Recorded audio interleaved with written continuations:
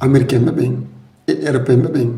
ɓe falama déstabilisugol AES on ɓe falama déstabilisugol AES on donc haray burkina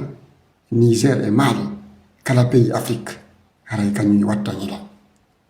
par ce que hande ɓeyɗo koɓe décide wadde ko wala ɓeyni tawi ko waɗe voie diplomatique sinno marsal hande kan noon ɓe ala militairement hande kan noon ɓe ala militairement haray noon heɓe décide déstabilisugol AES on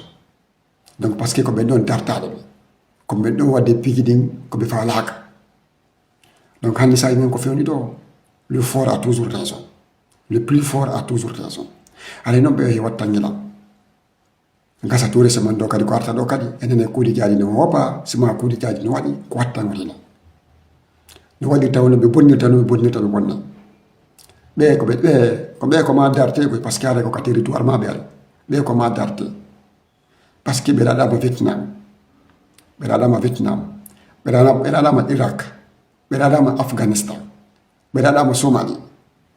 donc sa dartaki ɓe ɗo haray moƴƴa par ce que ɓe waɗe koɓe faala kon koɗe ɓe watta hande ka ɓe falama waɗugol recognisation hande kadi koɗo ɓe faala wollugol jaggu waɗa kala ko faala ɓay noon afrique kaji ni gellidirta juuɗe par ce que AES ko woni wadde kon AES on koni wadde kon afrique fof kon image doa jokkude ko ɗum kadi fifalno union africaine ko ɗum kala fifalno états-unis d' afrique kono hayno ɓe jaɓata ɗum ɗon hay donc wattangolila ko afrique fof ko woni en danger afrique fof woni en danger na AES tum voilà na jotti ngala so fotani matériel sur kabine ko page sul koye sintire la fati lawol allah barke pour no foti